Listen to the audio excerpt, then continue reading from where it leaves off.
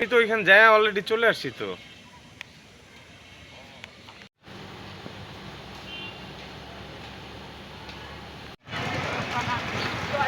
বিভাগদি গ্রামে রাজু পিতা জয়নাল মাতুব্বর, বয়স 25-26। উনি 14-15 দিন আগে মেয়েটাকে তার বাড়িতে স্ত্রী পরিচয় নিয়ে আসে এবং তারা এখানে বসবাস করতেছিল। গতকালকে দুপুরের থেকে স্বামী স্ত্রীর মধ্যে ঝগড়া হয়, তাকে মারপিট করে, পরে আবার চিকিৎসা করে নিয়ে আসার পরে আবার তাকে বিভিন্ন হাতুড়ি সহ পিটাইয়া তাকে হত্যা করে পালিয়ে যায়। আমরা এই মহিলার এখনো পুরোপুরি পরিচয় পাইনি। পিবিআই-সিআইডিকে সংবাদ দেওয়া হয়েছে, তারা